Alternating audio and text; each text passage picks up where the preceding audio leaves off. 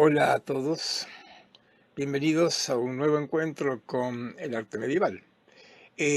Hoy, antes de comenzar nuestra clase, permítanme que les recuerde que están actualizados en los tres sitios donde se puede descargar material complementario de este curso. Lo coloco nuevamente en pantalla por cualquier cosa. Recordemos, en los tres sitios que están ahí hay el mismo material y lo que hay básicamente, lo hemos planteado, pero permítanme que lo reitere, son imágenes, son textos, también he subido videos, voy a subir algunas cosas que tienen que ver justamente, están subidos ya y en esta clase vamos a ir agregando más material para que durante la semana, si tienen interés, pueden ir profundizando un poco, complementando lo que en estos encuentros semanales estamos teniendo en relación con este arte medieval con el cual, recordarán, la semana pasada inauguramos este capítulo dedicado al románico, un momento realmente bien fuerte en lo que es ya la alta Edad Media. Permítame rever algunas cuestiones que me parecen fundamentales, que planteamos ya el otro día, pero para un poco repasar lo planteado hasta ahora. Primero que nada, que cuando decimos románico usamos una palabra que fue acuñada a principios del siglo XIX para denominar aquel fenómeno artístico, arquitectónico, sobre todo, que no entraba en la categoría de gótico, que hasta entonces, miren el desconocimiento que había de la Edad Media, era la única palabra que servía para calificar el arte de estos más de 1000 años que hoy contenemos dentro de la llamada Edad Media. Por románico se entendió un tipo de arquitectura donde, y por eso elegí esta imagen que están viendo, donde se recupera la bóveda de cañón corrido, el arco de medio punto, una arquitectura que tiene algo de romana sin ser romana. Se tomó el término de la lingüística. Principios del siglo XIX, como dije, 1810, 1820, en Francia, los varios arqueólogos coinciden en que se encuentran con algo que no es ojival, así se denominaba lo gótico también entonces, y que a falta de mejor nombre lo tomaban de la lingüística. En esos tiempos, la lingüística estaba definiendo y caracterizando las lenguas que en español llamamos lenguas romances, es decir, las lenguas derivadas del latín, como el español, el portugués, el catalán, el francés, el rumano, el italiano, etcétera, estas lenguas llamadas neolatinas o romances. Y de ahí se tomó, en francés román, la idea de una arquitectura derivada de la romana, como también el francés era derivado del latín. El concepto hay que ajustarlo, pero de alguna manera tiene que ver con esto.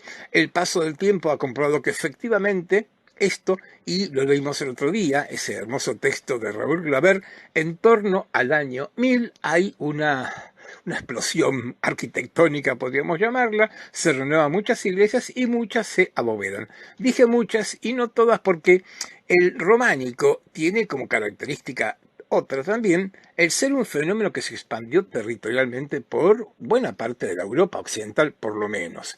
Quiero decir, hay románico en Portugal, románico en España, en Italia, en Francia, en Inglaterra, en Alemania, etcétera. Quiero decir con esto que entonces podemos sobreentender que hay una buena cantidad de variantes regionales. Románico es una característica genérica, pero que presenta a su vez, por esta gran expansión territorial, distintas escuelas o estilos de carácter regional. Voy a poner un solo ejemplo y no lo voy a mostrar en pantalla porque confío que muchos de ustedes les aparecerán en su cabeza, en su memoria visual. El bautisterio de la Catedral de Florencia, que hemos nombrado más de una vez ya, es románico toscano. Hay un románico toscano, no italiano. Dentro de Italia hay variantes también. Con lo cual estoy diciendo que el mosaico del románico tiene algunas características comunes, pero también muchas variantes regionales, que obviamente no voy a poder dar cuenta yo en esta clase que vamos a ver y sí elegí algún punto que me parecía como destacable y relevante, y en eso recordarán, yo sin poder afirmar dónde surgió lo que hoy llamamos románico, sí lo ubicamos como un centro importante de difusión, la abadía de Cluny, este monasterio ahí en la Borgoña francesa, del cual hoy poco o nada queda, pero que tuvo una extremada capacidad de expansión por buena parte del mundo cristiano, y que también, aparte de expandir su regla, también expandió su arquitectura. Una arquitectura que tuvo tres momentos, recordemos, hablamos de Cluny 1, 2 y Cluny 3, y Cluny 2, que ya no existe, pero pudo haber sido, se pudo reconstruir, se hace en torno a este famoso año 1000, y aunque el Cluny 2 no existe más, hubo una cantidad de iglesias que se hicieron un poco a semejanza de ella y que nos presenta un primer momento del románico, en este caso, ya que hablamos de lo regional, del románico de la Borgoña, que es un espacio muy fuerte, muy importante, pero permítame que insista, no es el único.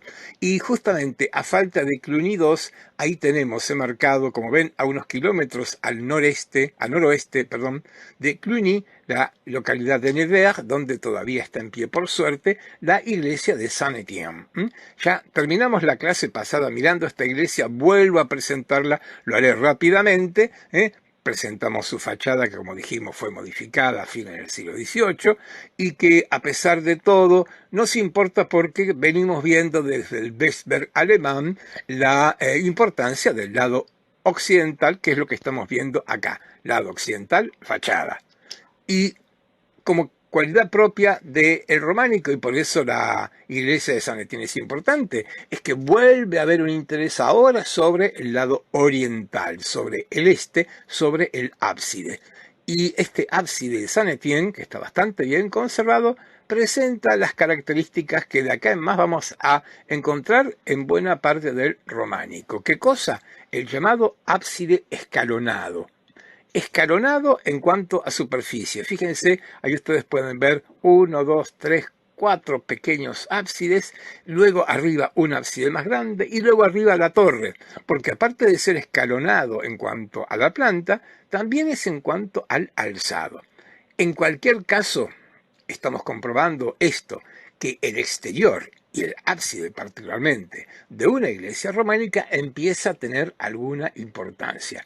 ¿Qué quiero decir con esto? Bueno, volvamos a Santa Sabina, nuestro clásico ejemplo. En las primeras iglesias cristianas el exterior es completamente secundario, no hay la menor articulación, no hay ninguna voluntad de ornamentarlo, en cambio ahora lentamente y con mucha fuerza ese exterior empieza a tener importancia, y esto está unido a que, bueno, estas iglesias, además de que algunas son monásticas, como dijimos el otro día, muchas, como San Etienne, son iglesias urbanas. ¿Qué cosa? Y bueno, estamos en el año 1000, estamos en la plena Edad Media y las ciudades que al inicio de la Edad Media habían decrecido, algunas incluso desaparecido, con lo que la vida rural era súper central, ahora la vida urbana comienza a renacer. ¿Y por qué hago esta mención? Bueno, porque justamente el que esta iglesia esté en una ciudad supone que le da importancia a la ciudad. ¿Por qué? Bueno, porque lo que es el exterior de una iglesia, de cualquier edificio, la decoración, la fachada, se vincula mucho más con el afuera, con lo urbano, que con el interior. Y esto es lo que está empezando a pasar en esta arquitectura.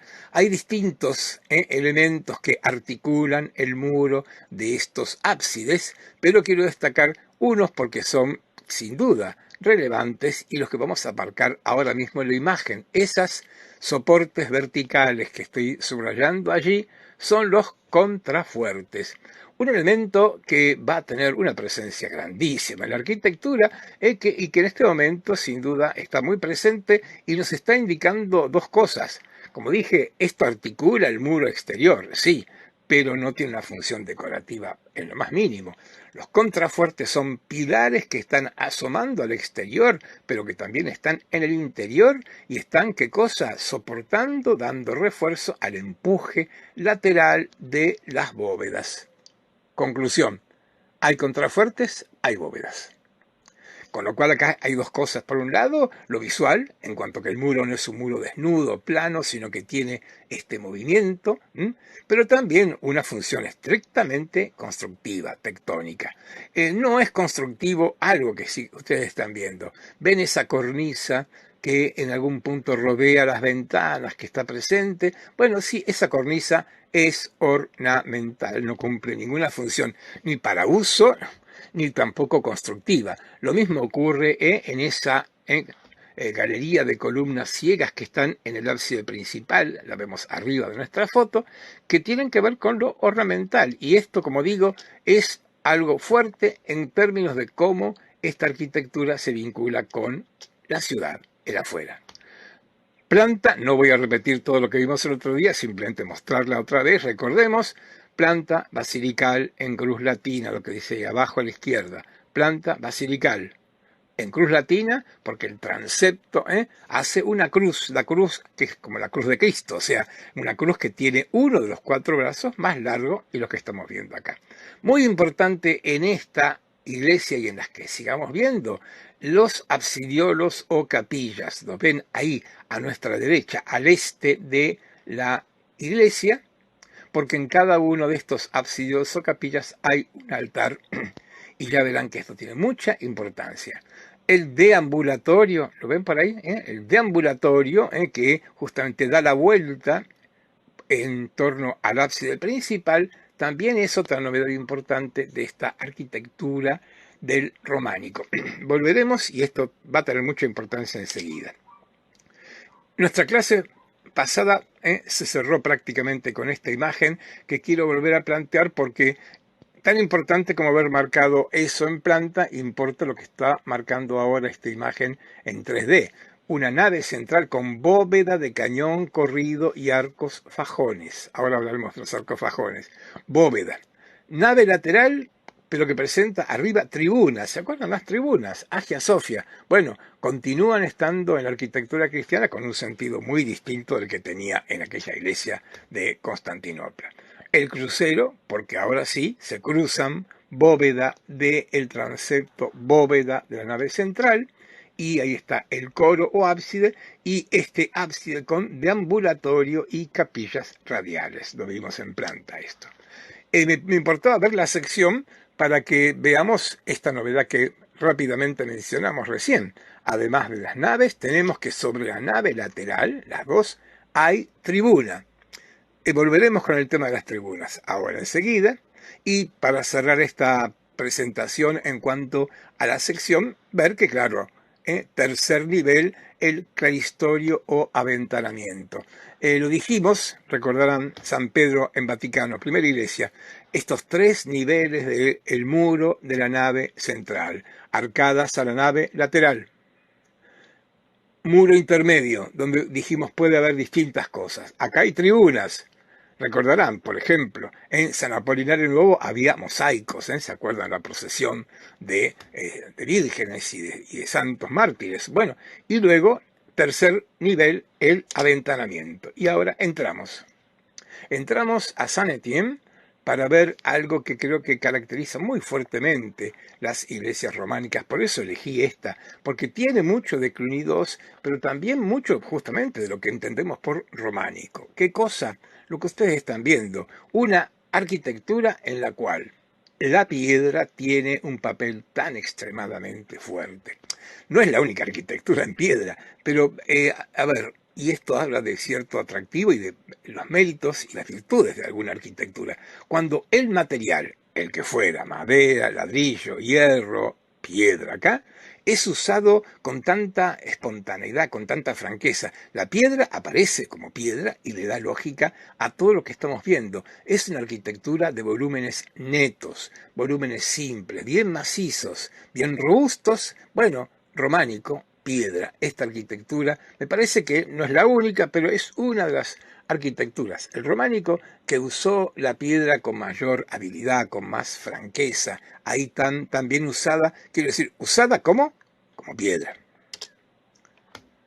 Esta otra mirada nos permite ver un poco, asomarnos a la tribuna que está en la parte superior. advertir algo más. Además, como pueden ver, hay una bóveda de cañón corrido, a la cual iremos por supuesto, pero esa bóveda está preparada y está anunciada por esas semicolumnas, las están viendo, que avanzan desde el pavimento hasta arriba y se proyectan. ¿Qué quiero decir con estas semicolumnas que están entre arco y arco apareciendo y subiendo hasta la bóveda? Bueno, que algo que marcamos en la Capilla Palatina de Aquisgrán sigue presente y por eso es tan importante. ¿Qué cosa? El espacio vertical, la tensión vertical del espacio, una espacialidad que en este sentido difiere de la espacialidad más horizontal característica del mundo clásico, griego y romano fundamentalmente. Ahí están las tribunas. Y hay que decir algo de ellas, claro, porque en arquitectura nada está colocado porque quede bonito, sino porque cumple una función. Ya hablamos de la función que tenía en Hagia Sophia, la iglesia del palacio, en la cual había una distinción de jerarquías porque el emperador estaba en la parte baja, casi como sacerdote, etc. Hablamos de otra función también en San Vitale, en Ravenna, donde la distinción entre el pueblo masculino y el femenino, por eso el nombre de matroneo que se le daba a esas tribunas, y ahora acá un nuevo uso que como veremos va a tener algo más enseguida, pero en principio, ¿qué cosa? Algo mucho más simple y más práctico, dar más capacidad a la iglesia. Esta, como otras iglesias, están ubicadas en algunos centros urbanos, en este caso Nevers, donde se concentra mucha actividad comercial, sobre todo las ferias. Es una sociedad donde el mundo rural es muy importante y que periódicamente el mundo y el comercio agrícola, ganadero, se concentra en la feria de la ciudad más próxima y más rica, Nevers en este caso, y trae una multitud de personas que además de estar comprando mercaderías, practican, frecuentan los cultos en la iglesia. Ni hablar, por supuesto, cuando son las fiestas grandes, importantes, desde las fiestas del Santoral que es católico hasta las locales. El día de San Esteban, de San Etienne, como imaginamos, esta iglesia se llenaba de fieles y entonces hubo que dar más capacidad y se aprovecha entonces esta tribuna para esa función. Verán que en breve vamos a marcar algo con algún matiz respecto del uso de la tribuna. Acá tenemos otra vista mucho más clara y podemos ver en este caso esa semicolumna que le da esa fuerte proyección vertical.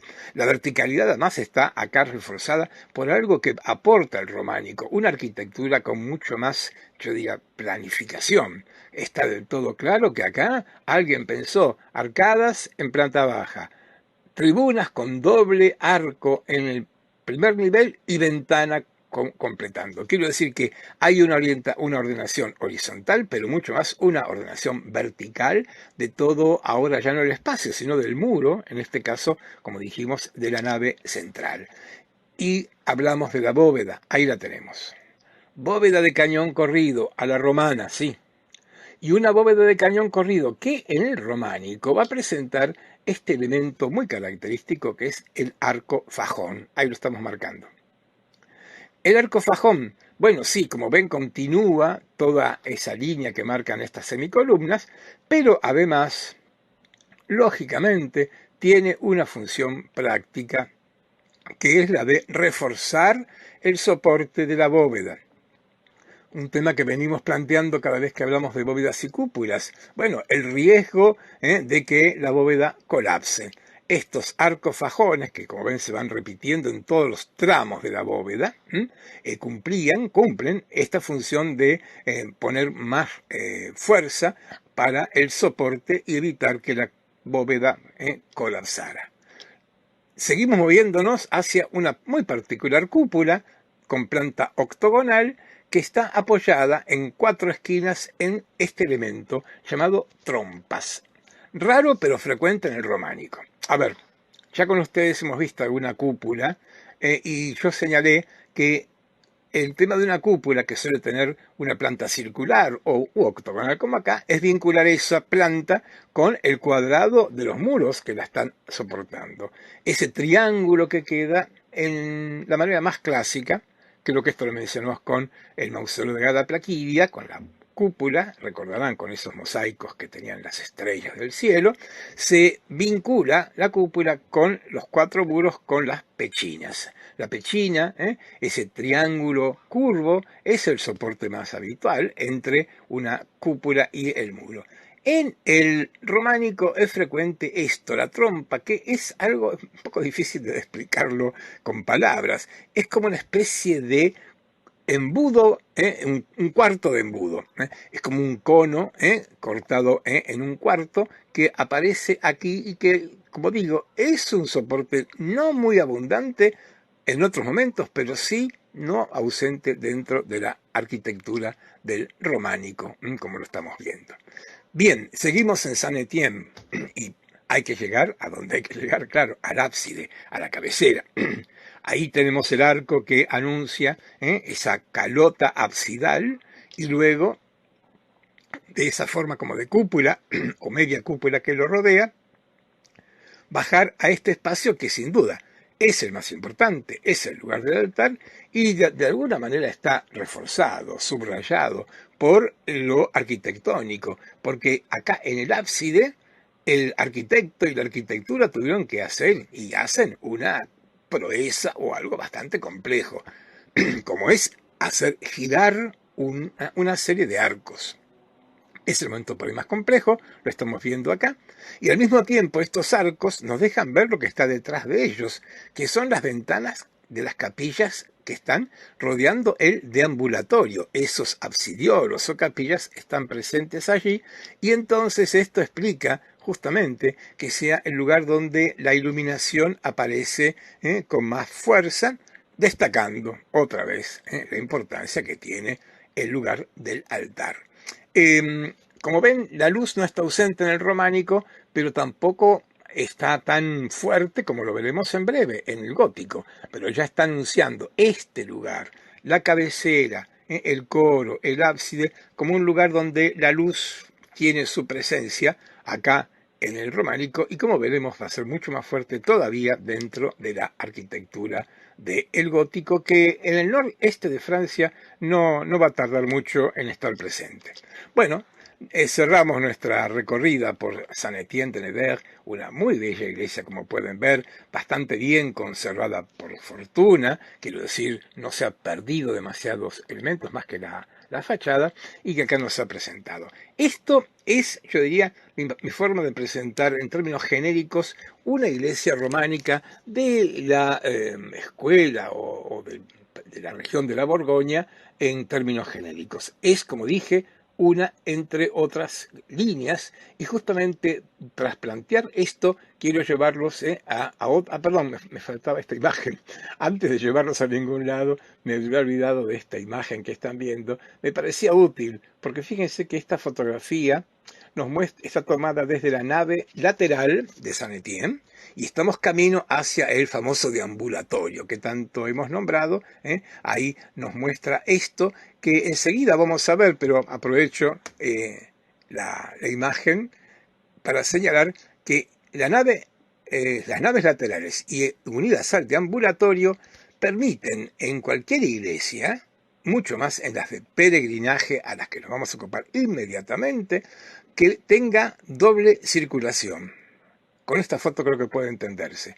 Si yo quiero solamente ir a las capillas radiales, a los absidiolos, al deambulatorio, caminaré por esta nave de la derecha, giraré por el deambulatorio hacia la izquierda, voy a desembocar en la nave que están viendo ustedes allí hacia la izquierda y salgo de la iglesia. Doble circulación, ¿por qué? Esta es una circulación. ¿Cuál es la otra? Ahí ven los bancos. Mientras yo hago esto, puede haber toda una cantidad de gente que esté asistiendo a la misa. Esta doble circulación es bastante característica de muchas iglesias, no solo románicas, sino también, insisto, de peregrinaje. A ver, no puedo evitar poner un ejemplo que tenemos a unos pocos kilómetros de Buenos Aires. Los que alguna vez hayan ido a la Basílica de Luján, que es de peregrinaje, habrán visto que se puede ir al Camarín de la Virgen. No hay deambulatorios, otra arquitectura esa, pero hay un lugar privilegiado al que van los que peregrinan, que no precisan estar en el medio de la iglesia escuchando la misa. se puede llegar al camarín de la Virgen, los que lo han hecho me están entendiendo, y se puede salir, se entra por un lado, se sale por el otro, sin necesidad de estar en la nave central, donde hay otra celebración, en este caso la que podemos encontrar en una misa justamente. Bien, ahora sí, salimos de San Etienne, cambiamos la pantalla porque les voy a proponer ver un tipo de iglesias, otro muy cercano al de San Etienne, pero que me parece un muy buen ejemplo de estas variantes regionales, porque acá la región, entre comillas, que vamos a abarcar es bastante amplia. Me refiero a las iglesias que se construyeron en el camino a Santiago de Compostela. Y con esto estoy marcando algo que me parece bien relevante. Esto, un fenómeno que en plena Edad Media supuso movimiento de gente, y esto no es poco. En un momento donde el moverse, el trasladarse era muy limitado, de pronto las rutas de peregrinaje, no fue la única, pero esta sin duda la más importante, fueron caminos que en principio tuvieron una intención religiosa, sin duda, pero que fueron, y esto nos importa a nosotros, caminos de cultura, caminos de arte. Dicho sea de paso, como pueden ver, reaparece acá en este fenómeno el caminar. Hablamos de esto en las iglesias de planta basilical. Qué importancia para el cristianismo la idea de procesión, de transitar, de Pascua, de paso. Y bueno, estos peregrinos que iban a Santiago de Compostela sobre todo, estaban justamente repitiendo esta práctica tan cristiana que es el tránsito. Una práctica que en el caso del Camino de Santiago tiene una característica realmente notable, porque esto comenzó por el 900, por el 1000 y tuvo un gran desarrollo y ya sabemos, sigue vigente en nuestros propios días. Camino de Santiago hoy sigue siendo recorrido. La pandemia lo ha demorado, pero me apura a informarles que a partir del 1 de julio informan las autoridades del camino que se reabre el camino a Santiago. Camino que podemos empezarlo en Francia o en los Pirineos, y que hoy mucha gente hace con un montón de motivaciones, la religiosa, la deportiva, la aventura, un montón de circunstancias, pero todo esto me parece que hace de este lugar un lugar muy, pero muy particular. Volviendo a nuestro interés por la Edad Media, este camino, como digo, me importa porque nos permite percibir una novedad bien importante. Hablamos del románico como un estilo de carácter, digamos, internacional, si la palabra fuera apropiada para ese lugar, pero justamente un camino que vinculó distintas regiones y que nos permite comprobar que ahora sí, en el caso de esta arquitectura, hay como una escuela regional. No es la única, pero esta me parece interesante para destacarla, en este muy particular espacio donde, recordemos, en algún momento del medioevo un obispo creyó encontrar la tumba del apóstol Santiago. Lo digo de esta manera porque, bueno, históricamente cuesta trabajo pensar que el apóstol Santiago, Santiago el Mayor, uno de los más cercanos discípulos de Cristo, haya evangelizado España, y segundo, a su muerte, su cuerpo haya sido trasladado por ángeles ahí, a un, efectivamente, cementerio de la época romana, llamado Campus Stella, un nombre premonitorio, el campo de la estrella, y ahí haya, por revelación, un obispo comprobado que uno de los cuerpos que están ahí enterrados es el del discípulo de Cristo, Santiago. Este santo con una cualidad muy interesante en muchos aspectos, una muy mínima que es lingüística, por las dudas. Recordemos que este santo es el único santo que en español tiene el San incluido. No es incorrecto decir San Santiago. Es Santiago y el nombre Santiago deriva de haber unido Santi Jacopus. Santi Jacopus, Santiago, es producto de esta contracción, porque en rigor el nombre del santo sería Jacobo. Por ejemplo, en italiano es Jacopo, en inglés es James, es el Jacques francés. Insisto, en español es Santiago, con algunos nombres derivados como Iago, como Tiago y como Diego y como Jaime o Jaume para los catalanes. Estos nombres son nombres parientes de este nombre tan particular, como decimos, del apóstol Santiago, con esta presencia y que en torno al año 1000, primero, por la fuerte presión en oriente del imperio turco que avanzaba, Palestina ya no era el lugar más conveniente para peregrinar, a pesar de que, por supuesto, que Tierra Santa era Tierra Santa, claro. Roma estaba tan en decadencia que tal vez la aparición de este culto al apóstol Santiago, sumado a que esta parte norte de España, de lo que hoy es España, era como un espacio donde se resistía al avance de los musulmanes. Por un montón de cuestiones, esto se convirtió en un imán, pero muy fuerte, que hizo que en toda Europa los peregrinos marcharan muy abundantemente a ese destino. Finisterrae, en Galicia, ahí.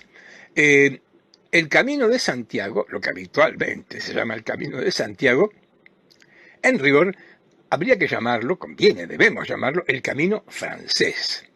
Estoy diciendo esto porque hubo varios caminos que todos terminaban en Santiago. Este, llamado Camino de Santiago, tenía varios senderos, varias rutas que todos terminaban justamente en Santiago, pero estos todos partían de Francia. Miren, antes de que aparezca el camino, el mapa un poco así muy caseramente del camino, mostrar la imagen del apóstol. Es muy interesante la iconografía de Santiago el apóstol, porque como están viendo en esta escultura del 1500, este hombre que está ahí de pie tiene en sus manos un símbolo de los peregrinos, que es el cayado, el bastón que tiene esa especie como de cantimplora, para tener agua por el camino, y que tiene en su sombrero y también uniendo su capa una concha, una venera, porque camina hacia el mar. La venera es uno de los símbolos también que tiene Santiago de Compostela. Quiero decir con esto que, muy significativamente, la iconografía de Santiago el Mayor es un peregrino, o sea, como que Santiago se ha mimetizado con sus devotos que partían, como dijimos, por ejemplo, de Saint-Denis, nada menos, ahí en las afueras de París. Se unía, apenas iniciado, otro camino que partía de Chartres, un gran santuario mariano. Más adelante tenemos el de Vézelay, el de Le Puy-en-Velay, el de Arles, que marchaban todos para, tras cruzar los Pirineos, encontrarse en Puente la Reina y de ahí seguir a Santiago. Yo marqué la ciudad de León, muy importante, pero porque vamos a detenernos nosotros en León, ya verán con qué sentido. Entonces, a ver, propongo ahora ver algunos ejemplos arquitectónicos de estas iglesias del Camino de Santiago, que son las más características de las llamadas iglesias de peregrinaje, muy características del románico, pero como dije, no las únicas. Y entonces, para inaugurar esta recorrida que les propongo hacer, vamos a partir de un pequeño pueblo en la Auvernia, ahí en Conques, donde está la iglesia dedicada a Sainte-Foy. Luego iremos a Toulouse para ver la iglesia de Saint-Sernin y finalmente a Santiago. Miren, ya de entrada estoy colocando la planta de estas tres iglesias para que advirtamos que a pesar de que Sainte-Foy, como están viendo, es muy pequeña, más allá del tamaño, las tres presentan una característica muy semejante. Hay un aire de familia, hay una escuela, por eso hablamos de un estilo. Y lo quiero subrayar fuertemente porque estamos en torno al año 1000, y esto supone que los kilómetros de distancia que hay objetivamente entre Toulouse y Santiago eran mucho mayores cuando los medios de transporte no eran más que un caballo como mucho, y esto es notable cómo se difundió algunos elementos de esta arquitectura y también de la escultura. Lo estoy diciendo con este tono tan grave, lo de escultura, porque vamos a marcar otra característica del románico, sin duda, y fuerte, y en todo el mundo románico. En el mundo románico, además, la escultura comienza a reaparecer, lo que no es poco. Volveremos con esto enseguida. Por ahora les propongo irnos a Conques, un pueblo maravilloso, como están viendo, muy medieval todavía, tanto que aún hoy en Conques la iglesia de Sainte-Foy aparece tan destacada. No hay ningún edificio de departamentos, no hay ningún edificio de alturas que esté compitiendo con esta iglesia que, como en el medioevo es el centro de esta localidad. Una iglesia que, como ven, está datada entre 1041 y 1082, es este siglo XI que hemos marcado como el momento pleno o de inicio del desarrollo del románico.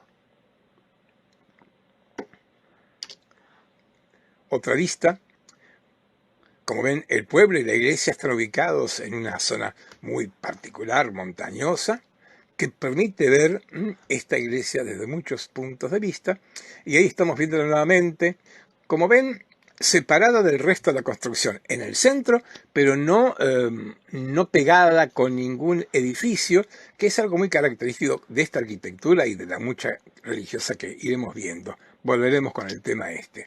Por ahora, ver otra imagen de Sainte-Foy y recordar lo que planteamos con Saint-Étienne de Nevers. Me parece que es evidente y enseguida veremos la planta. Sainte-Foy de Conques presenta una planta basilical de cruz latina, con contrafuertes muy destacados al exterior, por lo tanto abovedada, claro, con un ábside escalonado. Vean este ábside, con todo lo diferente, cuántos puntos en común tiene con el ábside que vimos hace un ratito de la iglesia de Nevers. Un ábside escalonado tanto en cuanto a la superficie como en la altura. Y justamente esto es lo bien relevante. Vamos a mirar el lado occidental porque en el caso de Sainte-Foy, por suerte, su fachada se conserva más o menos y ya están viendo. Está fuertemente marcada por 4 tremendos contrafuertes que están como marcando 4 verticales y por lo tanto 3 espacios así entre ellos, que pareciera como que al exterior estuvieran traduciendo las 3 naves que presenta al interior esta iglesia. Otra vez, hay que reiterarlo, la piedra, otra vez los volúmenes netos, formas simples, tan macizas como las que vimos en Nevers, siguen apareciendo acá. La iglesia de Sainte-Foy de Conques además presenta un elemento que quiero destacar, que es este. Tiene en su portada, en el tímpano, una decoración escultórica. Recién hablé de la importancia de la escultura en el románico. Digámoslo ya. Recordemos lo que venimos viendo en los sucesivos encuentros, que después de el primer arte romano cristiano, recordarán, con sus sarcófagos, con alguna escultura todavía, esto me refiero al año 400, 500, a partir de entonces la escultura pasa por un periodo de un escasísimo desarrollo que tiene una explicación, sin duda. El cristianismo es icónico. Y sobre todo con las... ¿Qué quiere decir con icónico? No tiene buena relación con las imágenes como tampoco el judaísmo o el islamismo. Las religiones monoteístas sostienen la existencia de un Dios abstracto, de un Dios que no se ve, que está en todas partes pero que no es visible y por lo tanto representarlo, en algún caso hasta nombrarlo, es algo que está excluido completamente. También hace esto el cristianismo. Agreguemos algo más.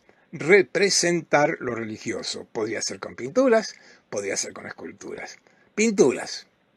Algo hemos visto. Los mosaicos bizantinos, como dijimos, valen como pinturas. Ellos, por poner el ejemplo que nos hemos ocupado en algún momento acá. ¿Y qué con las esculturas? Y bueno, de las artes representativas, la escultura es la más excluida. Porque, bueno, podemos decirlo muy simple y rápidamente. Los paganos adoran estatuas. Los paganos adoran estatuas. Son idólatras. Esto es el terrible pecado para las religiones monoteístas. Por eso el cristianismo también excluye las estatuas. La escultura, insisto, pasa por un periodo prácticamente de muy poca actividad, y en el románico lentamente el cristianismo se empieza a reconciliar con la escultura. Ustedes, mientras yo digo esto, están mirando esta foto y dirán escultura, relieves. Ah, bueno, eso. Por ahora, no más que esto. Por ahora, la escultura no se va a manifestar o a expresar en estatuas. Todavía no. Falta poco, pero todavía no, sino en relieves como el que están viendo acá y como es que los que seguiremos viendo. Me voy a ocupar de esto enseguida, pero por ahora vamos a meternos en el interior de Sainte-Foy para ver su planta. Y perdón que lo reitere, y esto voy a repetir los ejemplos que vamos a ir viendo en esta clase. Vamos a repetir conceptos, espacios, elementos muy semejantes. Lo que vimos en San Etienne de Neda, lo vemos acá. A ver qué cosa. Nave central, transepto, crucero en el encuentro de la nave central y el transepto, ¿sí? Cruz latina, planta basilical, cruz latina. ¿Qué más? ¿Ven las naves laterales? ¿Ven el deambulatorio? Ahí está dibujada la doble circulación. Ahí está planteada con ese color amarillo clarito, la doble circulación. Y justamente lo están viendo, las cuantas son. Hay unas 7 capillas menores, absidiolos. Hay 2 en cada brazo del transepto, una más pequeña, otra más grande, y 3 en el deambulatorio o girola, como también se le llama. Y acá ahora, digamos, porque nos vamos a encontrar en esto con una iglesia del Camino de Santiago, iglesia de peregrinaje, y porque no podemos verlo en fotos, lo estamos viendo más claramente acá en la planta. ¿Para qué son estas 7 capillas? Para que haya un altar, sí. Pero además hay un altar donde se puede oficiar misa. Y si es un altar donde se puede oficiar misa, ese altar tiene que tener, hasta el día de hoy, en una iglesia católica, ha de tener una reliquia. La reliquia de un santo, así sea lo más mínimo.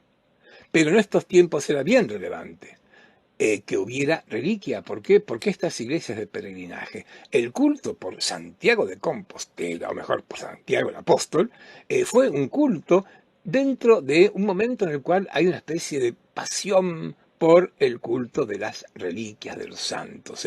En todas las iglesias se veneran reliquias, verdaderas, falsas. Hay cientos de tablas de la mesa de la última cena, clavos de la cruz de Cristo, espinas de su corona, y no, ni hablar de los restos humanos, huesos y demás que se veneran en casi todas las iglesias, como digo, algunos verdaderos, sí, otros falsos, muy probablemente. ¿Y por qué estoy hablando de esto? Bueno, porque estamos en la lógica del Camino de Santiago. Este camino suponía jornadas, días, semanas para muchos, que los llevaba a llegar hasta ahí, hasta Compostela. Y por lo tanto, en ese camino iban a detenerse a comer, iban a detenerse a pasar la noche. Y bueno, ¿dónde mejor detenerse que donde hubiera una reliquia?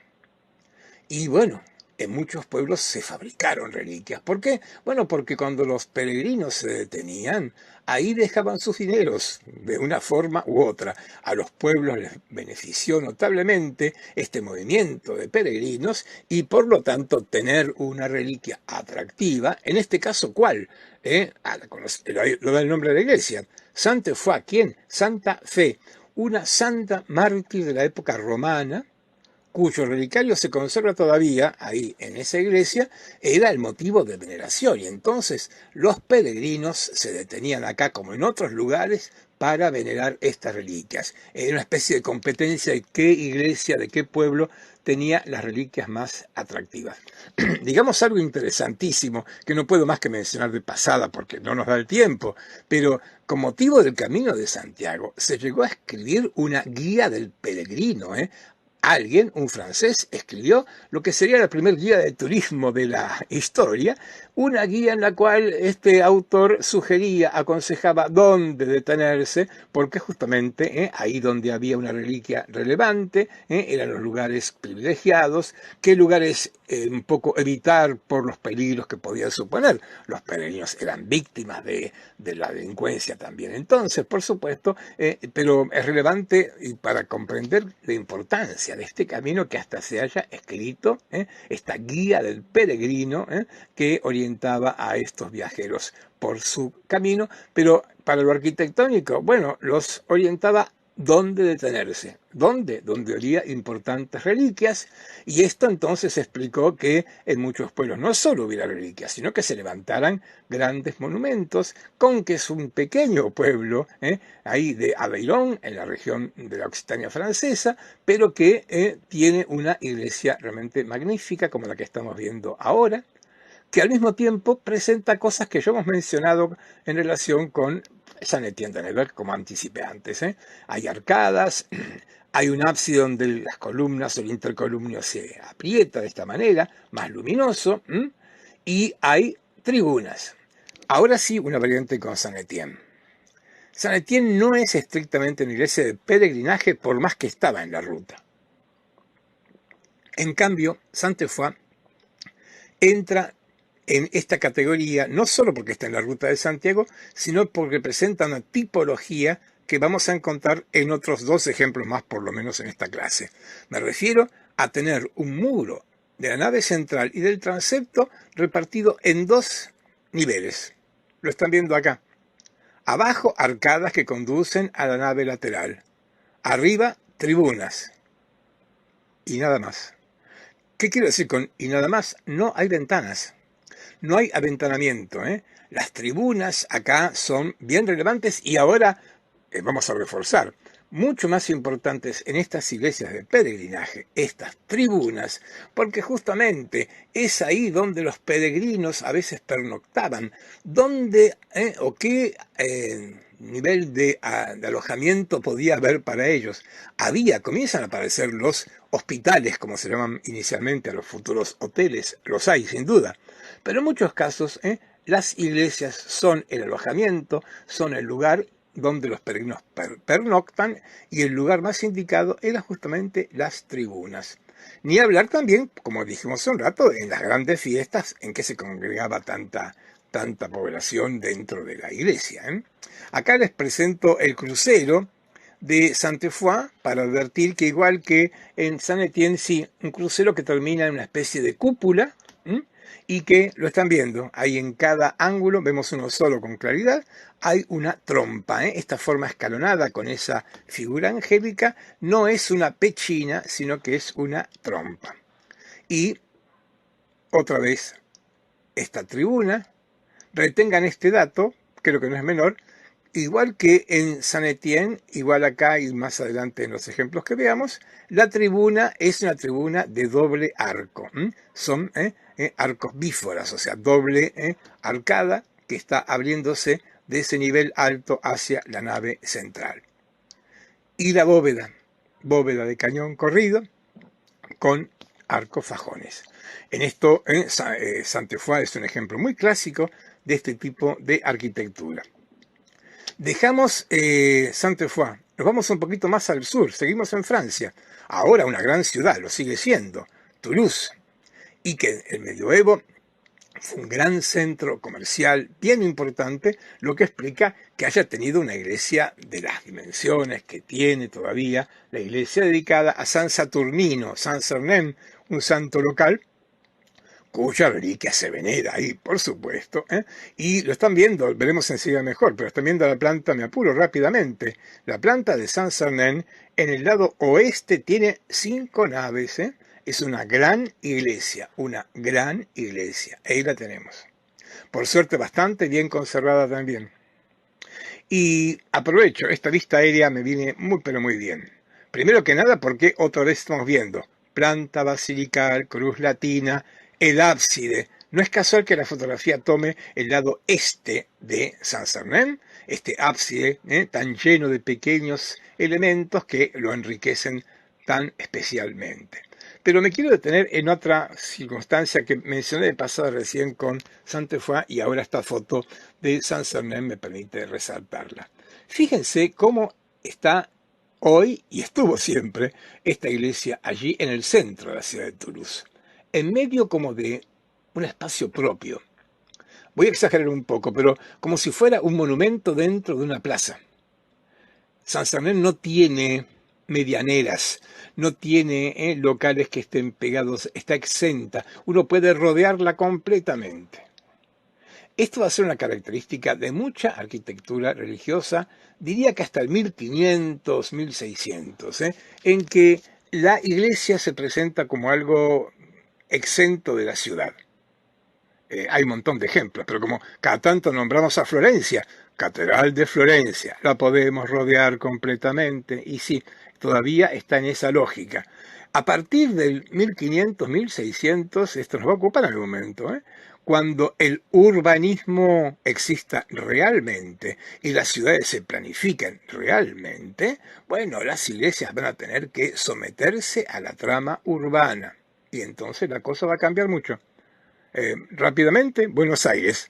Nuestra catedral está dentro de esa trama urbana y por lo tanto obviamente está incluida dentro de una manzana y ocupa un terreno dentro de esa manzana de la parte más antigua de Buenos Aires, aquella que repartió y planificó Juan de Garay cuando la fundó ahí por 1580 justamente. Bien, San Sernín, el exterior, por un lado, el exterior en el lado oeste. Muestro el lado oeste porque sí, fachada, pero significativamente, lo dijimos y lo debemos reiterar, la fachada oeste importa, pero todavía no tanto. El este ha recuperado protagonismo, como acabamos de ver en esa foto aérea, y volveremos. La fachada oeste de San Sernín está inconclusa, como están viendo ustedes, carece de importancia. Esto no quiere decir que al exterior de San Sernín no tengamos que ver cosas muy, pero muy importantes. No solo el lado este, pero vayamos al lado este y desde ahí vemos la coronación del crucero, esa torre. En este punto, debo decir que esta terminación, la de San Sernín con su torre, es una terminación muy propia de San Sernín. Quiero decir, la torre no es un elemento, digamos, constitutivo en todo el románico. Las hay, pero no es presente únicamente. En este caso, incluso agregaría esa aguja que están viendo en la parte superior, lógicamente que no tiene nada de románico, es algo gótico y habría que imaginar la torre así, Roma, lisa, no con esa terminación en aguja. ¿Algo más? Sí, y lo están viendo, que involucra y que pone otra vez el punto central dentro del lado exterior. Este exterior es rojo y blanco. Como en gran medida es buena parte de la arquitectura de la ciudad de Toulouse, una ciudad de arquitectura ladrillera, con mucho ladrillo a la vista, pero que en este caso está jugando entre el ladrillo rojo con la piedra blanca y dándole hasta una dimensión y una fuerza, no solamente en cuanto a los contrafuertes, las cornisas, sino también hasta el color. Acá estamos viendo un ábside muy rico de una iglesia de gran tamaño y con toda esta movilidad de colores blancos y rojos y también con estos pequeños ábsides, el deambulatorio que asoma detrás de estos tres pequeños ábsides, los ven, y nos lleva arriba al ábside principal. Perdón por la insistencia, ábside escalonado en superficie y en altura. Y lo dijimos, 5 naves nada menos, 115 metros. En su momento fue una de las más grandes iglesias del mundo cristiano, la iglesia de San Sernín de Toulouse. Una iglesia que es otro clásico y típico ejemplo de iglesia de peregrinaje. Está en el camino a Santiago de Compostela. Y por eso responde a este estilo, a esta escuela del arte de la ruta de peregrinaje. Lo vimos recién en la iglesia de Sainte-Foy-de-Conques, lo estamos viendo acá, veremos mejor enseguida, pero ya ustedes están pudiendo comprobar que en la nave central de San Sernín tengo arcadas que comunican con la nave lateral y una tribuna con doble arco en la parte superior y no hay aventanamiento. Podemos concluir y hay que hacerlo. Las iglesias de peregrinaje suelen ser un tanto oscuras. Miren, esta foto de San Sernín se tomó con todas las luminarias a pleno porque, bueno, no tienen una iluminación, la nave central, directa como en muchos otros ejemplos basilicales. Acá tenemos una vista más clara de la nave central hacia el ábside y de la presencia justamente de sus arcadas a la nave lateral y la tribuna o las tribunas con esos arcos dobles muy semejantes a los que recién vimos en Sainte-Foy de Conques. Y por supuesto la bóveda. Anticipé. Los ejemplos que elegí tienen bastante parentesco y entonces, como estamos viendo, en Saint-Étienne-de-Nevers, como en Sainte-Foy, y ahora acá en Saint-Sernin, bóveda de cañón corrido con arcos fajones, con esas semicolumnas que se proyectan tan fuertemente, le dan esta marcada verticalidad a este espacio.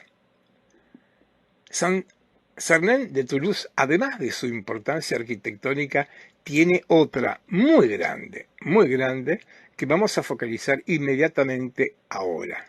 Para ello tenemos que irnos al deambulatorio, lo ven ahí en la planta. Nos iremos al deambulatorio de Saint-Sernin no por cuestiones arquitectónicas, sino porque en el muro del deambulatorio se han fijado estos relieves. Y ahora llegó el momento de hablar de la escultura románica.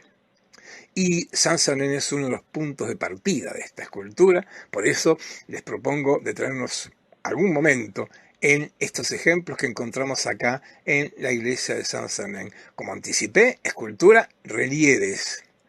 Voy a ocuparme del Cristo en Majestad que está ahí, pero de todos modos vean los dos ángeles que están a los lados, el de la derecha más claramente visible, de cómo uno empieza a sospechar que acá se está incubando la estatua, porque con mucha frecuencia se representan imágenes como estas, que es un cuerpo humano vertical, que es una estatua finalmente, en un gran porcentaje. La escultura, las estatuas son un cuerpo humano vertical. De la Venus de Milo al David de Miguel Ángel y así, este es el gran tema. Y bueno, acá en este momento empiezan a aparecer figuras humanas, un ángel con figura humana, y también colocados así, de pie, verticalmente. Cristo está sentado porque está en majestad, porque es, recordamos, el Pantocrátor.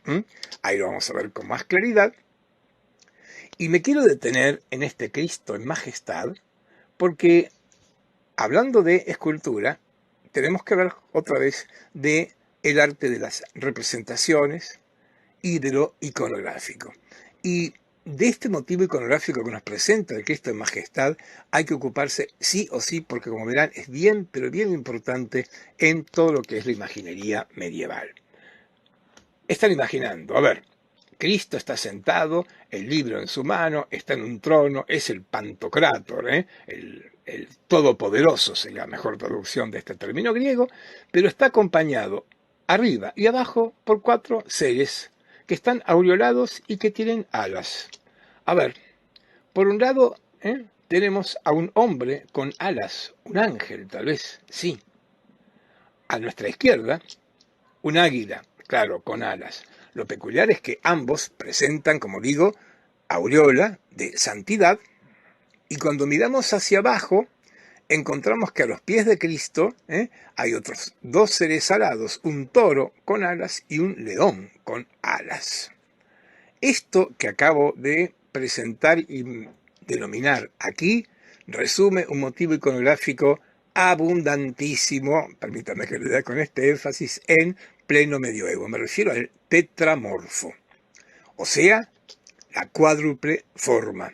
Es un término griego que viene de tetra, 4, y morfé, forma, y que es la representación simbólica de los 4 evangelistas mediante las 4 seres alados de las visiones de Ezequiel, Antiguo Testamento, y San Juan, el Apocalipsis.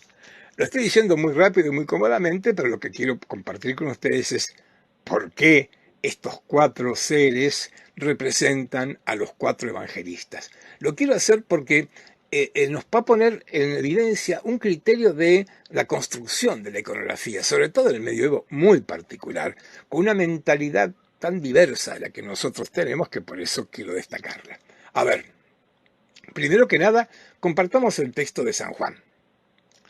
que de por sí es un texto oscuro. Si alguno de ustedes alguna vez leyó el Apocalipsis de San Juan, es un texto oriental, lleno de símbolos. Nada de lo que se dice es lo que es, todo está aludido a partir de la metáfora, del símbolo. El párrafo que nos importa está en el capítulo 4 del Apocalipsis, cuando Juan sostiene que he aquí un trono estaba puesto en el cielo y sobre el trono uno sentado. Y el que estaba sentado era semejante a una piedra de jaspe y de cornalina, y alrededor del trono había un arco iris semejante al aspecto de la esmeralda. Junto al trono y alrededor del mismo hay 4 seres vivientes llenos de ojos por delante y por detrás. El primer ser viviente es semejante a un león, y el segundo ser viviente es semejante a un becerro, y el tercer ser viviente tiene cara como de hombre, y el cuarto ser viviente es semejante a un águila volando. Y cada uno de los 4 seres vivientes tiene 6 alas, y alrededor y por dentro están llenos de ojos.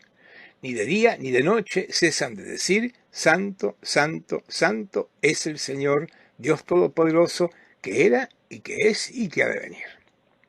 Bien, ahí están los 4 seres vivientes. Juan no nos dice más que esto. Son 4 seres vivientes que están alrededor del uno que estaba sentado en el trono, que era semejante a una piedra de jaspe y de cornalina.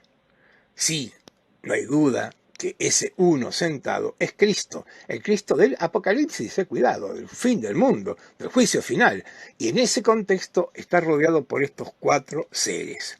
La exégesis medieval de varios santos concluyó que cada uno de ellos representaba, o con cada uno de ellos Juan quería hacer mención a uno de los evangelios o de los evangelistas. Y entonces, de esta manera, el primero, al león se lo identifica con el evangelista San Marcos. Y acá viene la explicación. ¿Por qué el león de San Marcos? A ver, bien lo sabemos, Quien haya estado en Venecia, ahí está el león de San Marcos, en fin, hay hasta una marca de ropa deportiva, que tiene al león de San Marcos como símbolo. Algo particularmente raro, porque un león con alas no es algo natural. ¿Cómo se hizo esta identificación? Que, como digo, me parece que exhibe un pensamiento tan medieval, pensamiento analógico, que une los conceptos no tanto por causa-efecto, sino por cercanía, por semejanza. ¿Y cuál es la cercanía o semejanza? Se buscó el inicio de cada uno de los 4 evangelios. Y ahí aparece la semejanza, porque el Evangelio de Marcos comienza contando la historia de Juan el Bautista. Elegí el versículo 3 del capítulo 1 cuando dice, esta es la voz del que clama en el desierto, preparad el camino del Señor, haced de rectas las sendas. Desierto. El león es un animal del desierto, luego el león es San Marcos. Seguimos. El toro es San Lucas. El toro, el becerro, como dice el texto, o la traducción, por lo menos a la que tuve acceso, es un animal que se empleaba tanto en el mundo pagano como en el mundo antes del cristianismo, como a nivel de sacrificio, para ser sacrificado. Y el Evangelio de San Lucas comienza con un relato de un sacrificio, de incienso, claro, es que se sucedió pues que le cupo en suerte entrar en el templo del Señor a ofrecer incienso, capítulo 1, versículo 9. Lucas comienza con un relato de sacrificio, el toro es San Lucas. Tercer ejemplo, el hombre es San Mateo, no es un ángel, es un hombre en realidad. ¿Y por qué el hombre es Mateo? Porque el Evangelio de San Mateo comienza con la genealogía de Cristo. Así, capítulo 1, versículo 1, genealogía de Jesucristo, hijo de David, hijo de Abraham, etc. Mateo quiere demostrar que Cristo es de la familia de David y va nombrando toda la genealogía, hombres, hombres, hombres, entonces el hombre es San Mateo. Pero claro, tiene alas porque Juan dice que tiene alas como todos los otros 3 seres. Y el que sí tiene alas en la vida natural, el águila, es San Juan, y Juan es el águila porque también inicio de su evangelio. En el principio era ya el Verbo, y el Verbo estaba con Dios, y el Verbo era Dios, dice Juan. Juan vuela muy alto, no solo en este primer versículo, sino en todo el Evangelio, que se lo toma como el Evangelio más metafísico de los cuatro, y entonces Juan vuela alto, el águila vuela alto, Juan es el águila. A ver, estoy imaginando y viendo que ustedes estarán pensando que este tipo de asociaciones pueden parecer absolutamente caprichosas y disparatadas. Bueno, estamos acercándonos a una parte del pensamiento de la plena Edad Media, claro. Ahora, esto es de una difusión increíblemente grande. Voy a poner solo algunos pocos ejemplos, ¿eh? Traigo acá un folio, el 352 verso de la Biblia de Mutier Gambal.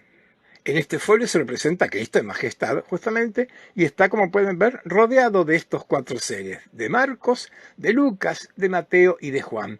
Cada uno de estos seres alados tiene un libro en las manos, tiene el Evangelio justamente, ¿eh? Está aureolado porque es un santo y tiene el libro de su correspondiente Evangelio en esta Biblia que es del periodo carolingio, siglo IX, 840. De acá salto a algo de la época otoniana u otónica, el Apocalipsis de Bamberg, una de las más importantes obras de este muy importante escritorio de Reichenau, que se muestra en este folio 10 versos a Cristo entronizado. Es el Cristo del juicio final del Apocalipsis. Está rodeado por una mandorla y tiene a Marcos, a Lucas, a Mateo y a Juan acompañándolo. Repito, el tetramorfo es un elemento iconográfico que, digamos, de manera inmediata debe acompañar al Cristo del juicio final, al Cristo del Apocalipsis. Y lo subrayo para mostrar el último ejemplo, ahora románico, relieve en la puerta de entrada de la abadía de Saint-Pierre en Moissac. Y allá tenemos a Cristo Pantocrátor, sentado en el trono con su libro, lo ven, está un poco sucio el tímpano, y luego, acompañándolo, rodeándolo, Marcos, Lucas, Mateo, Juan. El tetramorfo acompañando al Cristo del juicio final. Todos los demás elementos también aluden al juicio final, que era un motivo bastante frecuente para representar ahora en el románico en las portadas de las iglesias como la que estamos viendo acá. Bien, nos hemos hecho una escapada por la escultura, por las imágenes y por la iconografía. Volvemos a Saint-Sernin porque sigue dándonos para mirar esta iglesia. Y otra vez la escultura, ahora más visible, ahora al exterior. Aclaremos que ese Cristo en majestad del deambulatorio de Saint-Sernin no siempre estuvo ahí. Es muy probable que haya estado ubicado al exterior, fue trasladado, no queda muy claro, pero no siempre estuvo ubicado en ese lugar en que está hoy, donde por suerte se guarda, pero hubiera sido más seguro que estuviera como lo que vamos a ver ahora, al exterior, en una puerta. Esta puerta Miechville, que quiere decir en dialecto de la zona mitad de la villa, mitad de la ciudad, aún hoy es el lugar de entrada más frecuente a esta iglesia por el lado sur. Digo, esta puerta Miechville es bien característica de la escultura románica. Y volvamos, la escultura románica comienza a reaparecer en este momento y reaparece con dos características que hay que marcarlas. Primero, protegida y amparada por la arquitectura, como estamos viendo acá, en portadas. Vimos la portada de Saint-Euphorie de Conques con ese tímpano. Acabamos de ver un tímpano también en la iglesia de Moissac. Y ahora vemos el tímpano y otras esculturas en esta puerta. Entonces, ¿qué cosa? La escultura comienza a reaparecer protegida, amparada por la arquitectura. Y en segundo lugar, ¿dónde? En las puertas. Y al marcar esto, estamos señalando algo que sigue siendo característico, representativo de estos tiempos. ¿Por qué? Bueno, porque la escultura todavía está afuera. La escultura todavía está ahí, un poco en veremos. Una estatua dentro de una iglesia habría sido todavía una ofensa. De a poco veremos, van a entrar, pero por ahora todavía afuera. Y como estábamos diciendo, estatuas, relieves en realidad, como los que estamos viendo aquí en este ejemplo. Relieves que tienen algunos espacios que son muy característicos. Yo diría que la Puerta Nashville de Saint-Sernin es un ejemplo de escultura románica absolutamente típico. Primero, protegida por la arquitectura, los tímpanos. Los tímpanos románicos casi siempre, como lo que estamos viendo acá, determinada la forma del relieve por el semicírculo del tímpano, son bien presentes y acá lo que se representa es la ascensión de Cristo. Y ahora, además de estar comprobando que aquí hay una obra escultórica, un relieve, vamos a comprobar lo que decíamos hace un rato. Igual que en la arquitectura, hay un estilo escultórico del Camino de Santiago. Fíjense los pliegues de la ropa de Cristo y de los ángeles. Esos pliegues en forma de U, así redondeados. Vean ustedes digamos, el prototipo físico, figuras robustas de cabezas muy redondas, con mandíbulas muy marcadas, con mejillas bien fuertes. Estas figuras con esa robustez que pareciera traducen en una escala humana lo que acabamos de marcar como típico de la arquitectura, lo volumétrico, bueno, presentes acá. Y no se olviden de este ejemplo, porque estamos hablando de que así como en la arquitectura hay un parentesco Sainte-Foy, Saint-Sernin, Santiago, lo mismo vamos a encontrar con la escultura de estas iglesias románicas. ¿Qué más? Bueno, que a ambos lados de la puerta principal hay dos figuras verticales. Claro, Santiago, lógicamente, estamos en el camino de Santiago, ¿eh? Y es lógico que esté representado el apóstol Santiago, ahí. Y San Pedro, el príncipe de los discípulos. Otra vez y con más fuerza, estas figuras verticales, estas figuras que, como decía, están como anunciando, como dejándonos ver la voluntad de convertirse en algún momento en estatuas, pero todavía no. Vean los pliegues en forma de U. Vean esos cuerpos tan robustos, esas cabezas con esas mejillas tan marcadas, tan en figuras que parecen como un poco gordas. Bien, de esto se trata. ¿Y cuál es la otra característica de esta escultura? Del Camino de Santiago y del románico en general, el tener iconografías bastante raras y particulares. Por eso me ocupé del tetramorfo. El tetramorfo hay que explicarlo, si no, uno no entiende por qué un toro es Lucas o por qué un hombre con alas es San Mateo. En otros casos nos quedamos sin mucha explicación. ¿Qué son esas dos figuras un poco monstruosas, semidesnudas, arriba de San Jacobo de Santiago? No queda muy claro. ¿Qué son las figuras que están a los pies de Santiago? Aquí podríamos pensar, son seres como monstruosos, animales con sus garras. Podríamos pensar, por estar a los pies del santo, que están representando el pecado, como también esta figura masculina, tomando a estas dos mujeres que están montadas en esos seres monstruosos también. El románico con esto presenta, como digo, dos características bien atractivas. Primero, un tipo de iconografía a veces muy oscura, muy difícil de interpretar por nosotros. Y segundo, una predilección por formas un tanto grotescas. Digamos como que la belleza elegante no es una característica de la escultura románica. Para eso tendremos el gótico, en breve. Y luego el otro elemento, tímpano, dos figuras verticales y esto que estoy destacando, los capiteles historiados, algo tipiquísimo de el románico. Son capiteles que tienen el perfil de un capitel corintio, claro, pero que en lugar de tener las hojas de acanto, tienen figuras, tienen historias, en este caso historias bíblicas. Por eso se los llama capiteles historiados. Diría que tal vez ni antes ni después del románico se haya dado este fenómeno tan significativo como el que estamos viendo acá, y otra vez marca este empuje fuerte de la escultura por hacerse presente. Capiteles historiados entonces tan relevantes acá, porque como ven, acá tenemos a la derecha la visitación, María e Isabel que se encuentran, a la izquierda está la anunciación a María.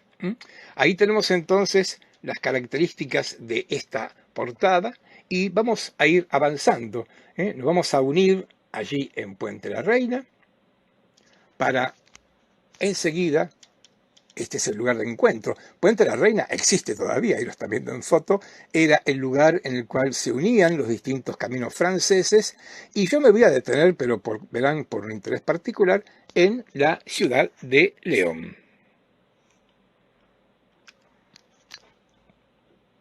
Y ahora, ya en territorio de lo que hoy es España, yo elijo detenerme en la ciudad de León.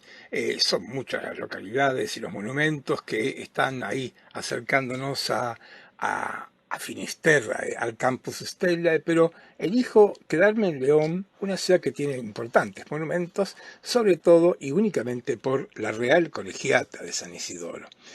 Un monumento, como digo, muy relevante, entre otras cosas porque guarda las reliquias de un santo de Sevilla, San Isidoro de Sevilla, un gran intelectual, un santo andaluz que fue un poco rescatado por los cristianos del dominio musulmán y llevado ahí a tierras del norte. Al margen de esto, la Real Colegiata me va a importar no tanto por lo arquitectónico, sino para seguir con este camino de la riquísima escultura románica. Estamos viendo el lado sur de la Colegiata, en el cual se abren dos puertas, Una que comunica a la nave o a la nave lateral y la otra, a la derecha, es la puerta del transepto sur. En las dos puertas nos vamos a encontrar con esculturas, con estos relieves que, como dije antes, presentan un aire de familia. Y ahora es relevante. Entre León y Toulouse hay una cordillera, están los Pirineos y una cantidad de kilómetros, lo que no impide que en el plano de la escultura nos encontremos con más de un elemento semejante. Voy a empezar con la puerta llamada del Cordero, por lo que pasa en el tímpano. Pero a ver, como lo vimos recién en la puerta Mireville de Saint-Sernin de Toulouse, tengo acá un tímpano casi obligado, con relieves. Tengo dos figuras a la izquierda y a la derecha verticales que nos recuerdan el Santiago y el San Pedro que vimos en Toulouse, y unos capiteles que, si no historiados, son capiteles con decoraciones muy libres, muy fuertes, que recuerdan, como digo, en su perfil al capitel corintio, pero no con las famosas hojas de acanto de la tradición clásica. Vamos a partir viendo el tímpano que le da nombre a esta puerta, porque lo están viendo, lo veremos mejor, tiene un cordero como elemento más destacable, pero como tema es lo que está ahí representado, el sacrificio de Isaac.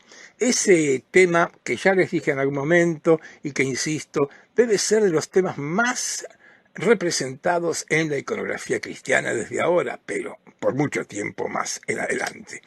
Y luego, a los lados, dos figuras, como dijimos, como el Santiago de Saint-Sernin, acá el San Isidoro de Sevilla, el santo epónimo, el santo del lugar, y San Pelayo, un mártir local, un santo local de acá del norte de España. En cuanto al tímpano principal, esto, sí, el cordero, porque hay un cordero, pero debajo de él está Abraham a punto de sacrificar a su hijo, el ángel a la izquierda, coloca el cordero para reemplazar, sacrificio de Abraham con su hijo Isaac. Lo están viendo, ¿no? Creo que todos estarán advirtiendo algo, que este relieve está hecho como una especie de collage de distintos relieves. A ver, el cordero que le da nombre y los dos ángeles que lo sujetan tienen un planteo muy diverso de lo que pasa en la parte inferior. La parte inferior es un poco más tosco, más rústico. Ese cordero y esos ángeles tienen un no sé qué de romano que sin duda orienta a pensar que esto proviene de un antiguo sarcófago romano cristiano que fue cortado, que fue extraído y colocado aquí. Los dos ángeles que están a la izquierda y a la derecha, como volando así colocados en diagonal, es también evidente que han sido colocados ahí, pero que provienen de otro destino. A ver, me parece un muy buen ejemplo, no va a ser el único, de estos momentos en que la escultura está comenzando a reaparecer y reaparece de maneras tan poco clásicas, tan poco lógicas para nuestro concepto de escultura. Acá simplemente con una especie de patchwork, de collage, por eso dije, de montaje de distintos relieves unidos acá. Como pueden ver, hablar de un escultor, un maestro, es algo que no tiene sentido en estos momentos que también, como digo, estamos ahí. Esta colegiata se inició por el 1080, estos relieves no son mucho posteriores a esa fecha. Cuando miramos lo que rodea el tímpano, además de las figuras, estos otros relieves, ven en la parte superior los signos del zodíaco, ¿eh? Ahí a la izquierda están los dos pescados de Piscis, luego la figura de Aquarius, etc. Y sí, no es algo de astrología. En estos tiempos las constelaciones servían para marcar los momentos del año y tiene que ver con esto que no está ausente en muchas portadas, que es marcar los momentos del año, especie de calendario, por llamarlo de alguna manera. Debajo de ellos, algunas figuras, las más notables, tienen instrumentos musicales, por ejemplo. Y creo que podemos concluir igual que en el tímpano. Cada uno de estos elementos fueron traídos, colocados ahí, no responden, a ver, no existe acá un programa iconográfico. Quiero decir que todas las relieves estén vinculados con una idea unificada, como va a ocurrir en breve, pero todavía en este caso son, a ver, a mí se me ocurre pensar que pueden ser incluso como funcionan en algunos casos los exvotos, seguramente traídos por los peregrinos y colocados acá como un homenaje, en este caso, a San Isidoro, que como vemos ocupa ese lugar tan importante, con esa anatomía, con ese prototipo físico que venimos viendo, que acabamos de ver a unos cuantos kilómetros en Saint-Sernin de Toulouse. Estas figuras robustas, así lo llamé, con esas caras con mandíbulas muy marcadas, con pómulos redondeados, esos pliegues blandos, acá no aparecen en forma de U como en Saint-Sernin, pero tienen esa, digamos, cierta blandura en cuanto a la presencia de las curvas. Dijimos, perdón que sea reiterativo, pero uno advierte una voluntad de separarse de la pared, una voluntad de ser estatuas todavía en esto. Y fíjense, un dato que hay que ir viendo porque casi podríamos imaginar una especie de evolución de estos relieves, y como ven, el San Isidoro tiene una volumetría bien importante, pero digo, en esta cierta evolución habría que mirar con atención los pies de las figuras. San Isidoro tiene los pies hacia abajo, está en el aire. Todavía los pies no están horizontales apoyados en un piso como el de nosotros. Eso no es poco dato, ¿no? Le daría esto una sustancia terrena, terrestre, apoyar los pies en algún suelo. Todavía no, pero nos falta mucho para eso. Del otro lado, como decíamos, sigue el calendario en la parte superior, siguen estas figuras y la figura de este santo local, un mártir, San Pelayo, que está sobre la imagen de un toro y con los pies también hacia abajo, como lo veíamos recién en el caso de San Isidoro. Vamos a movernos de la puerta del Cordero hacia la derecha para ver la puerta del perdón, más simple, en cierto modo más homogénea, de alguna manera, en cuanto a lo iconográfico, porque en su tímpano presenta una única escena que seguramente fue hecha para ese tímpano, y me parece a mí un relieve particularmente bello, con otra vez dos figuras verticales, dos anticipos de estatuas allí colocados. En el tímpano principal es el tema de la Pasión de Cristo. Son tres placas, son tres relieves que están unidos. En el centro, Cristo en la cruz y el descendimiento, lo estamos viendo ahí, acompañado por María, por quienes están quitando los clavos para sacarlo de la cruz. Luego vamos a encontrar a la derecha la tumba vacía, las tres Marías en el sepulcro, el ángel que les anuncia, lo que vamos a ver hacia la izquierda, que es Cristo resucitado. Como en San Sernin, este Cristo está ascendiendo al cielo ayudado por estos ángeles, como vemos acá. A mí Me resulta muy atractivo otra vez ver estos rostros redondeados, estas figuras robustas, es la palabra que me parece más apropiada para un poco perfilar el tipo físico que está dominando, muy lejos de algo que en menos de 100 años va a dominar, por lo menos en el noreste de Francia, que es la esbeltez del gótico.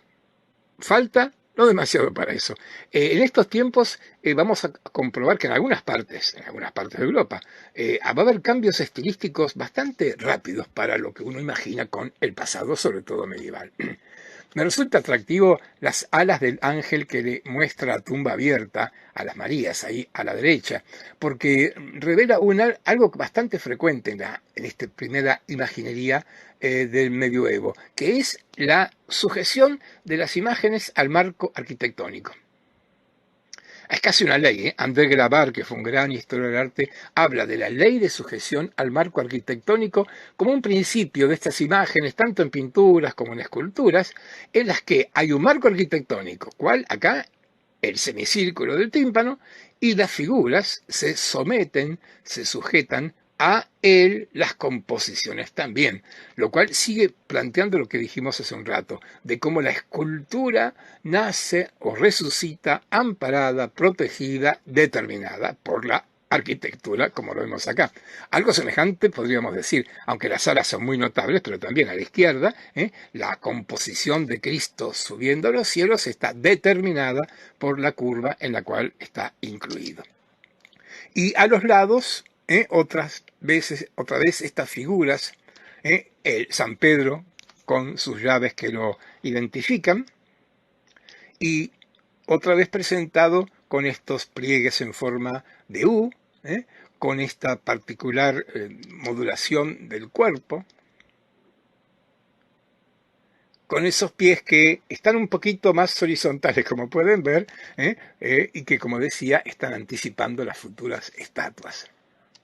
Al lado de él, casi obligado, San Pablo, son los dos discípulos que evangelizan en Roma, con lo cual Pedro y Pablo suelen aparecer con frecuencia unidos en una misma composición iconográfica.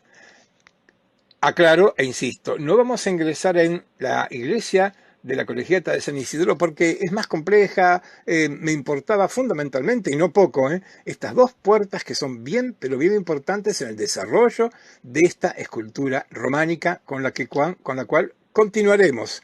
Pero por ahora dejamos León y avanzamos y vamos a llegar a Santiago de Compostela.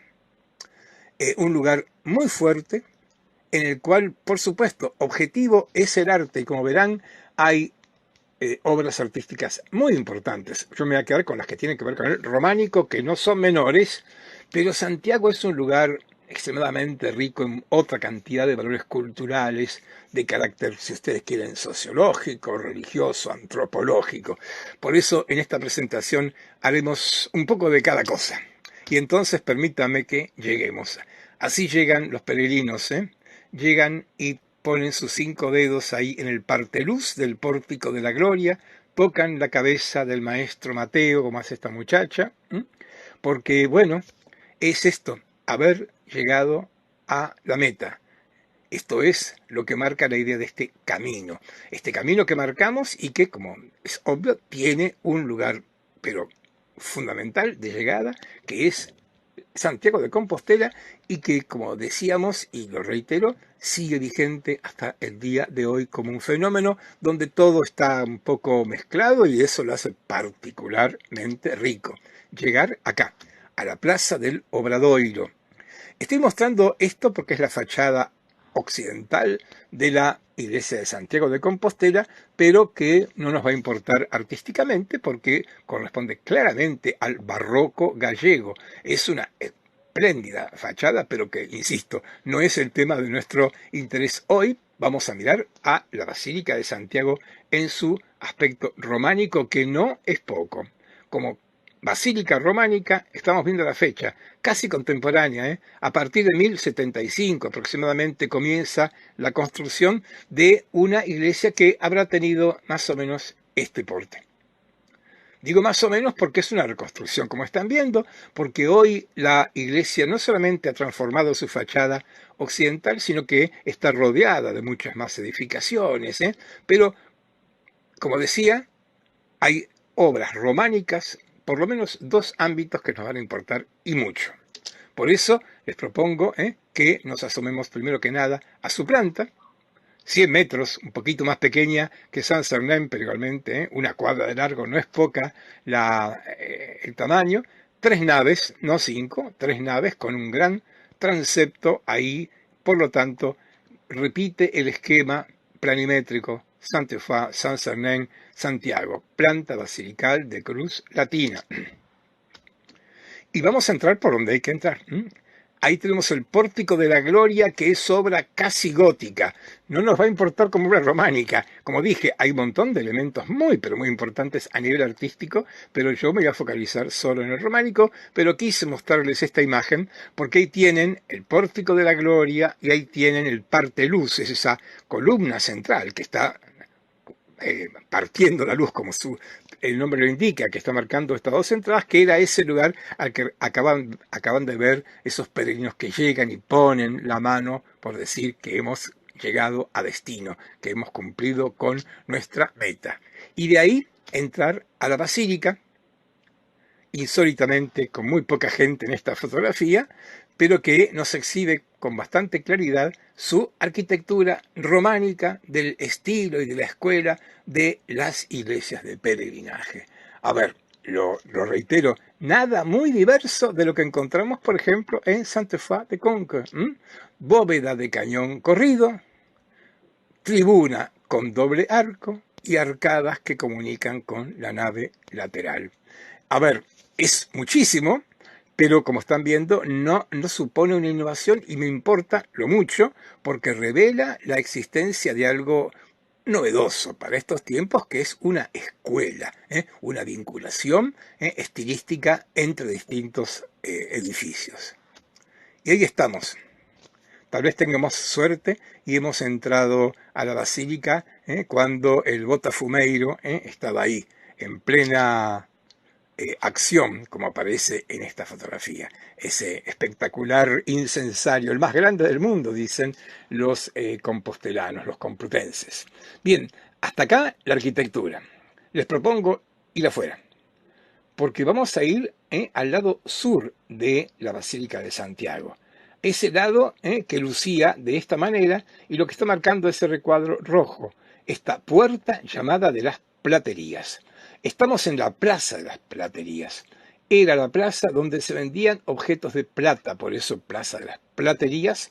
Los objetos de plata, las veneras de plata son el elemento más característico que muchos peregrinos y turistas se traen de Santiago. Pero importa mucho esa puerta que ustedes están viendo, la puerta de las Platerías, porque sí, sin duda, esa puerta es un buen testimonio otra vez de la escultura románica, otra vez la escultura colocada al exterior, en las puertas, otra vez un conjunto de relieves que son un tanto caóticos, o muy caóticos en un punto, pero que me parecen importantes para ir marcando el desarrollo de esta escultura en determinados aspectos. Primero, en advertir cómo estas figuras verticales, estas cuasi estatuas, siguen avanzando y fuertemente.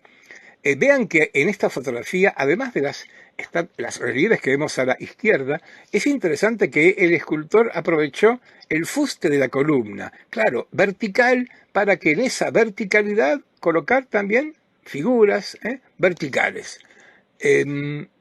Retengan esto, que de pronto el fuste de una columna puede ser un buen soporte para una escultura. Pero sin duda destaco esa imagen que están viendo, para mi gusto, una maravilla del románico compostelano, que es el rey David. El rey David representado de una manera que no es la más frecuente, no como el que ha matado a Goliat, sino como el autor, el poeta de los Salmos. Los Salmos del Antiguo Testamento están atribuidos al rey David y son poemas y como tales, por lo tanto, David los acompaña con un instrumento musical y con esa particular forma de representar sus pliegues. Los pliegues en forma de U, los pies hacia abajo sobre esos seres monstruosos como vimos en Toulouse.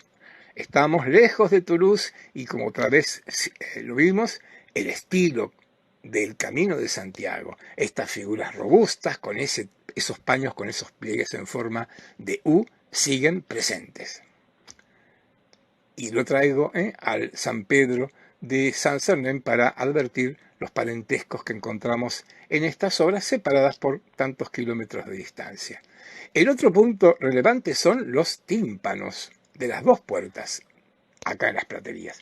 ¿Por qué? Porque nos encontramos con dos cosas. Una que ya acabamos de ver hace un rato, que es el tímpano, como el del Cordero en León, formado por una sucesión de relieves que están ahí colocados. Relieves que tienen distinta procedencia, porque es evidente la diferencia de estilos que están ahí reunidos.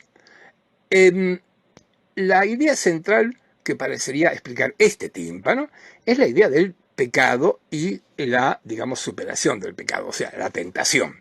Es un episodio del Evangelio cuando Cristo es tentado por el demonio. Fíjense en detalle, la imagen que estamos ahora ampliando, la imagen de Cristo, obviamente, acompañado por un ángel que está a la izquierda, otro volando a la derecha, y enfrente de él estos seres monstruosos, el demonio, que se va a representar con estos personajes tan monstruosos. Y en el extremo derecho de este tímpano, una de las figuras más atractivas, interesantes, creo, de toda esta escultura en Compostela, que es esta mujer. Porque es todo un enigma, o no tanto, sobre cuál es el papel que cumple allí. Es una mujer despeinada, está con un pecho exhibido, tiene una calavera en su falda, está descalza, con una pierna también desnuda, con lo cual, a ver, todo parece indicar algo que muchos plantean como posible. Si todo el relieve tiene que ver con la tentación y con Cristo que vence al pecado, bueno, en el lado opuesto está quien cae en el pecado, esta mujer sería la pecadora, que tiene en sus faldas, ¿qué cosa? La cabeza de su amante. Hay más de un cuento y narración medieval en el cual se habla de la adúltera que es castigada en el infierno a tener por toda la eternidad la cabeza de su amante. A ver, en este caso, como ven, se cumple lo que dijimos hace un ratito.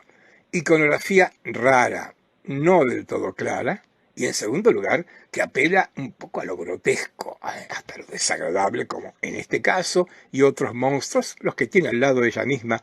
Este tipo de iconografía oscura y que no descarta lo monstruoso, como digo, en breve va a estar fuera del repertorio de la iconografía gótica. El otro tímpano es menos complejo y el tema central que domina es la pasión de Cristo. También es una reunión de distintos relieves, pero todos vinculados con el juicio de Cristo, atado a la columna, juzgado por Poncio Pilatos, allá hacia la izquierda coronado de espinas. Es menos complejo. En todos los casos, como ven, las formas siguen respondiendo a este principio de figuras robustas, un tanto toscas, que dominan a esta escultura románica.